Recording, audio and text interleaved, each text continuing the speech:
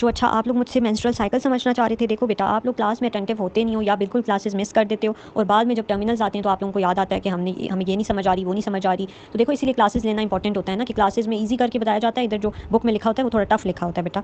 अच्छा, तो menstrual cycle का बेटा मैं थोड़ा आपको ब्रीफली बता देती हूँ।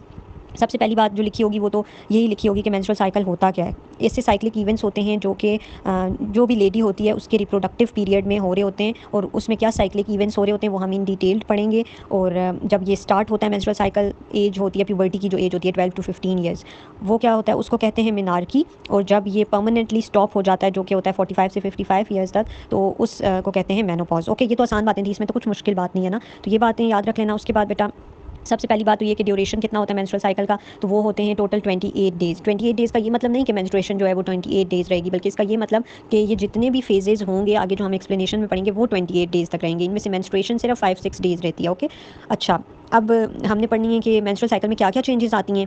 तो देखो जितने भी एसेसरी ऑर्गन्स हैं ना उन सब में कोई ना कोई चेंजेस आएंगी। जिस तरह ओवरीज हैं उसमें भी कुछ चेंजेस आएंगी, यूट्रस में चेंजेस आएंगी, जितने भी एसेसरी ऑर्गन्स हैं सब में कुछ ना कुछ चेंजेस आएंगी। लेकिन हम दो चेंजेस को इधर हम एक्सप्लेनेशन में पढ़ेंगे, जिस तरह ओवरीज में जो चेंजेस आ रही हैं वो भी, और यूट्रस में जो आ रही हैं वो भी हम इन एक्सप्लेनेशन पढ़ेंगे। ओके, अच्छा अब जो ओवेरियन चेंजेस होती हैं बेटा, उसमें आप लोगों ने याद रखना है कि दो तरह के फेजेस होते हैं। एक होता है फॉलिक्यूलर फेज, एक होता है ल्यूटियल फेज। इन दोनों फेजेस के बीच में एक फिनोमेना होता है, उस फिनोमेना को ओव्यूलेशन कहते हैं। वो भी हम डिटेल में पढ़ेंगे कि उसको उसमें क्या होता है। तो पहले आप देख लो कि फॉलिक्यूलर जो फेज होता है उसमें क्या होता है।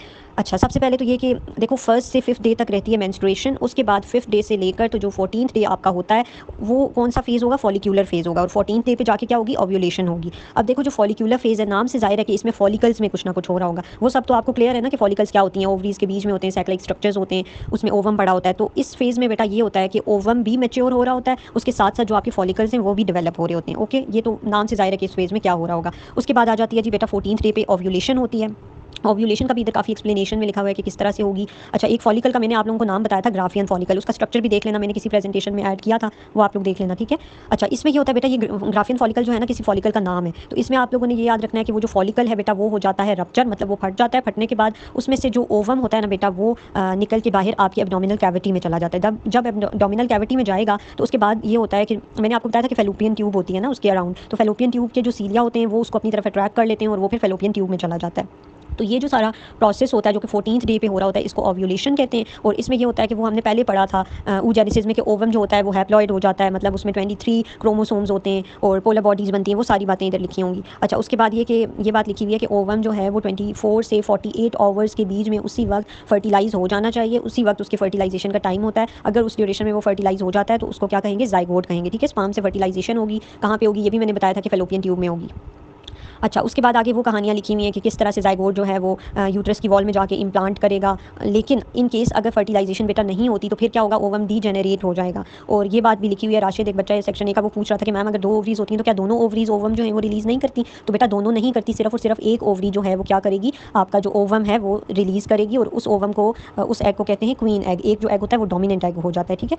अच्छा, नेक्स्ट जो फेज़ है, देखो हमने फर्स्ट फेज़ पढ़ लिया फॉलिक्यूलर, उसके बाद हमने 14 डे पे ओव्यूलेशन पढ़ ली, और उसके बाद बेटा 15th डे से लेकर टोटल कितने डेज़ का साइकिल था, 28 का था ना, तो 15 डेज से लेकर 28 डे तक जो फेज़ होता है वो होता है ल्यूटियल फेज़। बेटा ये बहुत ही इंपॉर्टेंट फेज़ है, इसलिए इंपॉर्टेंट है क्योंकि इसमें कॉर्पस ल्यूटियम बनता है। ओके, कैसे बनता है, क्या होता है, इसके बारे में भी थोड़ा देख लो कि कॉर्पस ल्यूटियम जो होता है बेटा वो एक येलो कलर की बॉडी होती है। होता इस तरह से है कि देखो जब ग्राफियन फॉलिकल जो है वो रप्चर हो जाता है, तो रप्चर होने के बाद उससे ओवम निकल जाता है ना, तो ओवम निकलने के बाद जो बॉडी बचती है ना, तो वो एक स्ट्रक्चर बनाती है जिसको कॉर्पस ल्यूटियम कहते हैं, और इसको येलो बॉडी भी कहते हैं क्योंकि ये येलो कलर का ग्लैंड होता है। ओके, अच्छा ये हमने पढ़ ली जी बेटा कौन सी चेंजेस, ओवरी में क्या क्या चेंजेस हो रही होती हैं। अब हम पढ़ेंगे कि यूट्रस में क्या क्या चेंजेस होंगी। तो बेटा यूट्रस में इसी तरह से 3 फेजेस होंगे, एक होगा मेंस्ट्रुअल फेज, फिर प्रोलिफरेटिव फेज और सेक्रेटरी फेज। अब वन बाय वन देखते हैं कि इनमें क्या होगा। जो बेटा मेंस्ट्रुअल फेज होता है ना, उसमें नाम से जाहिर है कि इसमें क्या होगा कि इन केस अगर प्रेगनेंसी नहीं हुई और ओव्यूलेशन हो गई है, तो जो आपके यूट्रस की बेटा एक वॉल का नाम मैंने बताया था, एंडोमेट्रियम उसका नाम होता है, ठीक है। तो वो क्या होती है, वो फॉल ऑफ कर जाती है, और उसके फॉल ऑफ करने की वजह से वो वजाइना से ब्लड की सूरत में या टिश्यू फ्लूइड की सूरत में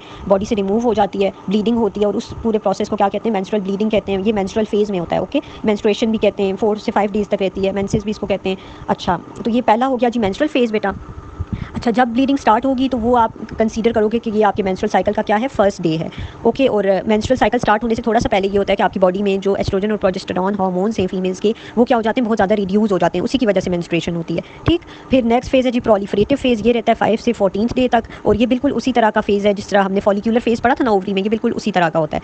अच्छा, और उसके बाद है सेक्रेटरी फेज़, और सेक्रेटरी फेज़ में ये होता है बेटा कि वो 15 से 28 डे तक रहता है, और इसमें ये होता है बेटा कि ये बिल्कुल जिस तरह हमने पढ़ा था ना कि वो वाला फेज़ होता है जो ल्यूटियल फेज़ होता है ना, उसकी तरह का होता है। ठीक है, बस इसमें यही बातें बेटा। और क्या है कि एबनॉर्मल मेंस्ट्रुएशन के बारे में है कि एमेनोरिया क्या होता है, एब्सेंस ऑफ मेंस्ट्रुएशन, अगर किसी लेडी को बिल्कुल ही मेंस्ट्रुएशन नहीं होती तो उसको एमेनोरिया कहेंगे, हाइपोमेनोरिया कहेंगे कि अगर मेंस्ट्रुअल ब्लीडिंग है तो सही लेकिन कम है तो उसको हाइपो कहेंगे। हाइपो का मतलब बिलो होता है ना, या डिक्रीज्ड होता है, तो उससे आप समझ लेना। और मेनोरेजिया जो है वो एक्सेस मेंस्ट्रुअल ब्लीडिंग होती है। डिसमेनोरिया जो है मेंस्ट्रुएशन तो हो लेकिन साथ बहुत ज़्यादा पेन हो, तो उसको कहते हैं।